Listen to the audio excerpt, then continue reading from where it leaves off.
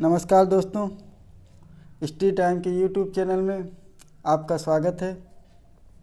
तो आज हम लोग चाइल्ड साइकोलॉजी में कोहलर के सिद्धांत के बारे में जानेंगे, जो कि बेहद इम्पॉर्टेंट है।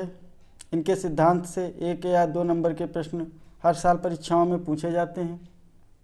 तो आइए कोहलर का सिद्धांत के बारे में जानते हैं। तो कोहलर ने जो सिद्धांत दिया था वो था सूझ का सिद्धांत, जिसको सूझ या अंतर्दृष्टि का भी सिद्धांत कहते हैं। इसको 2-3 नामों से जानते हैं। पहला जो है आपका सूझ का सिद्धांत, दूसरा आपको अंतर्दृष्टि का सिद्धांत के नाम से कभी कभी दे देता है। और इसे सबसे इम्पॉर्टेंट जो पॉइंट ये है कि इसको गेस्टाल्टवादी सिद्धांत भी कहते हैं। जहाँ पर गेस्टाल्टवादी की बात कही जाए वहाँ पे 3 मनोवैज्ञानिक आते हैं, कोहलर, कोप्का और वर्दीमर। ये तीनों का नाम जो है गेस्टाल्टवादी से जुड़ा हुआ है। तो जो हमारा सूझ और अंतर्दृष्टि का सिद्धांत था, इसके जो प्रयोगकर्ता थे वो थे कोहलर महोदय। और इन्होंने इस पे कब प्रयोग किया था? तो इस पे प्रयोग किया था सन 1916 में। सूझ एवं अंतर्दृष्टि का जो सिद्धांत था, इसके जो प्रयोगकर्ता थे वो थे कोहलर। अगर जो पेपर में कोहलर प्रयोगकर्ता की बात कही जाए तो वहाँ पे आपका के कोहलर हो जाते हैं, तथा जो सहयोग करता थे वो थे आपके कोप्का। यदि सहयोगकर्ता की बात कही जाए तो कोप्का का नाम आता है, तथा जो प्रतिपादक थे यानी कि जिसने इस सिद्धांत को दिया था वो थे आपके वर्दीमर। तो ये 3 चीज़ें याद रखेंगे। जहाँ पर प्रयोगकर्ता की बात आती है तो वहाँ पे कोहलर हो जाएंगे, तथा सहयोगकर्ता की बात की जाए तो आपके कोप्का जी हो जाएंगे, और प्रतिपादक की बात की जाए यानी जो इस सिद्धांत को जिसने दिया था वो आपके वर्दीमर जी हो जाएंगे। और इसने प्रयोग किस पर किया था? तो जो कोहलर का सिद्धांत था तो इसका का जो प्रयोग इन्होंने किया था वो किया था बनमानुस पे, बनमानुस या चिंपैंजी पे प्रयोग किया था। और उसका नाम क्या था? तो उसका नाम था सुल्तान। ये काफ़ी बार प्रश्न में पूछा गया है कि कोहलर ने अपना प्रयोग किया था। तो आप उसमें ऑप्शन में था एक बनमानुस और अन्य लोगों के नाम थे, लेकिन जो प्रयोग इस पर बेसिकली इन्होंने किया था वो बनमानुस पे किया था। तो बनमानुस का जो नाम था उन्होंने रखा था सुल्तान, क्योंकि बनमानुस को बहुत ही समझदार प्यारी भी माना गया है। अब जो है गेस्टाल्टवादी शब्द जो है किस भाषा का है, ये भी प्रश्न पूछा गया है। तो आपका जो गेस्टाल्टवादी शब्द है या गेस्टाल्टवाद शब्द है, यह जर्मन भाषा का शब्द है। किस भाषा का दोस्तों शब्द है? तो यह हो जाएगा आपका जर्मन भाषा का शब्द है। अब गेस्टाल्टवाद का अर्थ क्या होता है? तो आपका जो गेस्टाल्टवाद का अर्थ है उसका मतलब होता है कि पूर्ण आकृति यानी पूरी आकृति बनी हुई और संपूर्णाकार।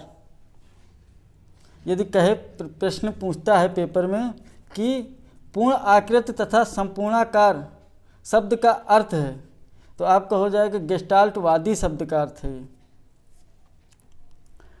अब जो अगला है वह है कि कोहलर ने कितने बनमानुस पर अपना प्रयोग किया था? तो कोहलर ने किया था 6 बनमानुस पे अपना प्रयोग किया था, जिसमें एक बनमानुस था जो कि काफ़ी समझदार था, तो उसका नाम था सुल्तान।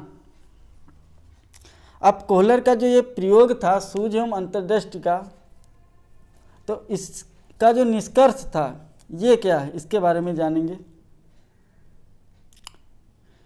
तो कोहलर ने बताया कि जो है पहले इंसान के पास समस्या आती है, समस्या के बाद उसके बाद अंतर्दृष्टि आती है। अंतर्दृष्टि का मतलब होता है कि वो आदमी जब कोई समस्या आती है तो उस पर वो विचार विमर्श करता है, और उसके बाद फिर सूझ का अर्थ होता है कि सोचना समझना तर्क करना।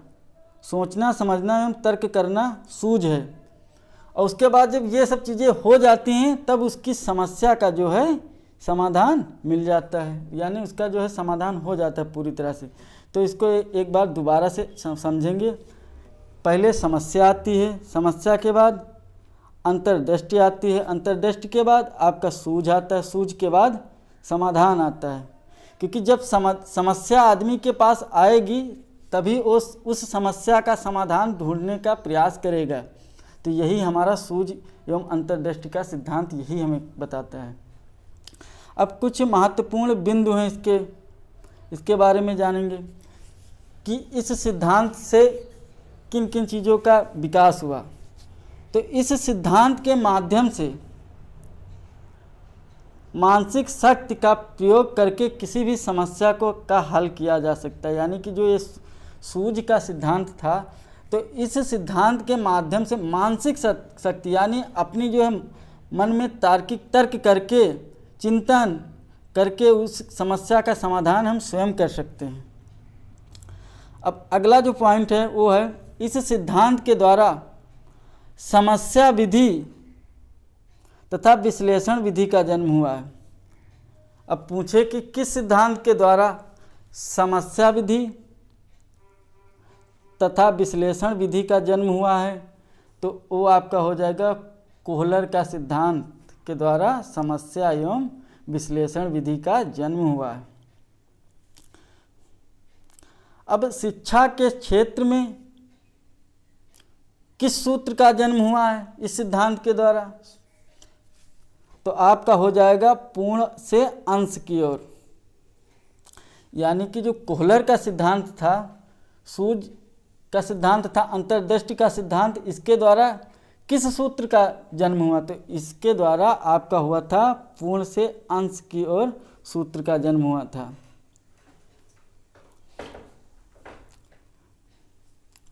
अब अगला जो है शिक्षा के क्षेत्र में इस सिद्धांत की विशेषता, यानी कि जो आपकी शिक्षा का क्षेत्र है उसमें इसकी क्या विशेषता है, इसके बारे में जानेंगे।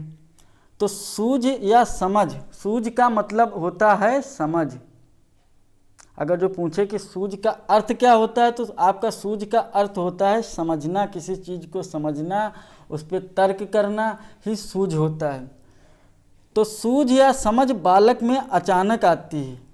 यानी कि जो आपकी समझ होती है या तर्क होती है तो बालक में अचानक आ जाती है। जब उसके पास कोई समस्या आती है तो उसके पास उस समस्या के समाधान के लिए उसके अंदर समझ आने लगती है। तो इसका मेन मतलब यही है। अब अगला जो है वो है सीखने की प्रक्रिया धीरे धीरे ना होकर अचानक आती है। कि जो सीखने की आपकी प्रक्रिया है वह धीरे धीरे ना आकर अचानक से आ जाती है। यानी कि जब इंसान के पास कोई समस्या आती है तो उसका जो है समाधान वो तुरंत ढूंढ लेता है। तो यदि पेपर में पूछे कि सीखने की प्रक्रिया धीरे धीरे ना होकर अचानक आ जाती है, ये किस सिद्धांत में बताया गया, तो आपका हो जाएगा सूझ एवं अंतर्दृष्टि का सिद्धांत। अब अगला है सूझ के लिए समस्या का होना आवश्यक है। यानी कि जब आपके पास कोई समस्या आएगी तभी उसके समाधान के लिए आप समाधान के लिए ढूंढेंगे ना। तो इसका मतलब ये हुआ कि सूझ के लिए समस्या का होना आवश्यक है। अब है सूझ के सिद्धांत के द्वारा बालकों में कल्पना, सूझ के सिद्धांत के द्वारा बालकों में कल्पना, तर्क करना, तुलना करना आदि गुणों का विकास होता है। यानी कि जो सूझ का सिद्धांत है इसके द्वारा बालक अपने अंदर कल्पना करते हैं और तर्क करते हैं तथा एक दूसरे से तुलना भी करते हैं।